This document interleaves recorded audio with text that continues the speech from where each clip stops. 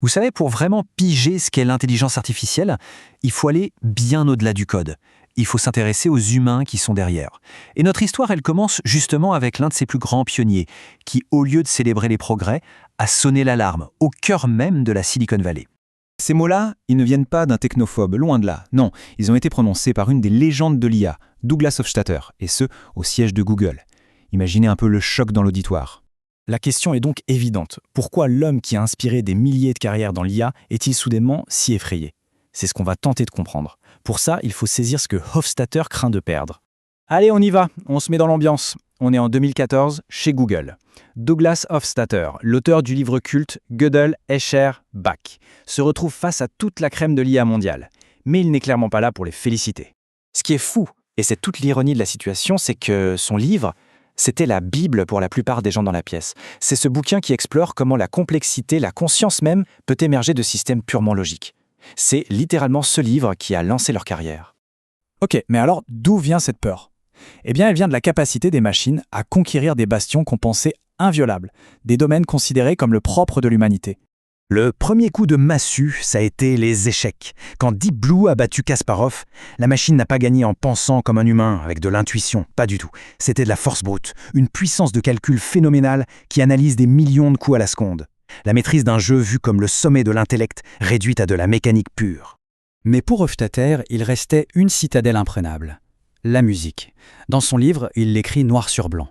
La créativité musicale, l'expression d'émotions profondes, ça, c'est hors de portée des machines. Il disait même qu'il aurait parié sa vie là-dessus. Et patatras, un programme, Amy, débarque et compose une pièce dans le style de Chopin. Tellement convaincante que même des experts musicaux n'y ont vu que du feu. Pour Hofstadter, c'est un séisme. Ce qu'il considérait comme l'expression de l'âme humaine pouvait apparemment être réduit à une simple manipulation de motifs. Et c'est là qu'on touche au cœur du problème. La terreur de Hofstadter, ce n'est pas que l'IA devienne propre intelligente, c'est qu'elle nous révèle que l'humanité est décevante, que nos qualités les plus chères, la créativité et l'émotion, ne sont qu'une collection de trucs qu'un simple algorithme peut imiter, que l'âme de Chopin pourrait au fond tenir sur une puce électronique.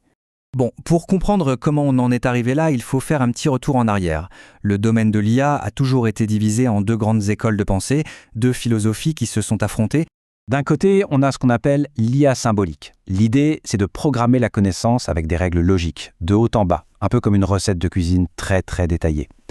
De l'autre côté, on a l'IA subsymbolique, le connexionnisme qui s'inspire du cerveau. Là, c'est l'inverse. Pas de règles explicites, on crée des réseaux d'unités simples, des neurones artificiels, qui apprennent par l'expérience. Et cette image illustre ça parfaitement. À gauche, un vrai neurone. À droite, son modèle simplifié, le perceptron. Il reçoit des signaux, leur donne plus ou moins d'importance, et si la somme dépasse un certain seuil, il s'active et envoie un signal. L'intelligence n'est pas programmée, elle doit émerger de l'interaction de millions de ces petites unités.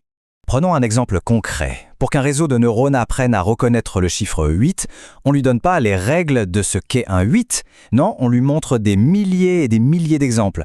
Le réseau ajuste alors tout seul les connexions entre ces neurones jusqu'à ce qu'il identifie correctement les motifs. Il apprend, comme un enfant, par l'exemple. Mais attention, ça n'a pas été une ligne droite. L'histoire de l'IA, c'est une succession de cycles, un peu comme des montagnes russes. Des périodes d'immense optimisme, les printemps de l'IA, où on promettait la Lune, puis, inévitablement, suivaient des hivers de l'IA, de grosses déceptions où les financements étaient coupés et où le domaine devenait presque tabou. Sauf que là, depuis une dizaine d'années, on est en plein dans un nouveau printemps de l'IA, plus spectaculaire que tous les précédents. Et il est presque entièrement alimenté par cette approche subsymbolique, celle qui imite le cerveau. Les succès sont partout. La traduction automatique qui est devenue bluffante, les voitures autonomes, les assistants vocaux et bien sûr la victoire d'AlphaGo au jeu de Go, un exploit que beaucoup pensaient impossible pour des décennies.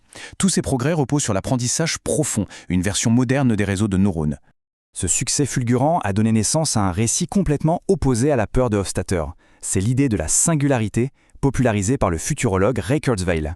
Là, on n'est plus dans une vision de simplicité, mais dans une vision de transcendance. Kurzweil, qui a d'ailleurs été embauché par Google, a une vision très précise.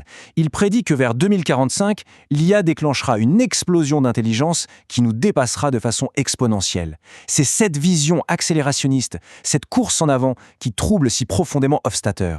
On se retrouve donc avec cette tension fondamentale. D'un côté, la peur que l'IA révèle notre simplicité, de l'autre, l'espoir qu'elle nous transcende. Et au milieu de tout ça, une question demeure.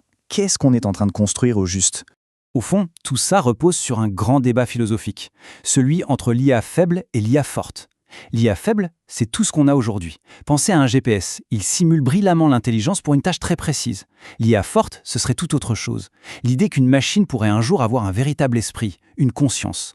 Pour l'instant, c'est de la science-fiction, mais la question demeure. Est-ce que ça a une importance si la machine pense vraiment ?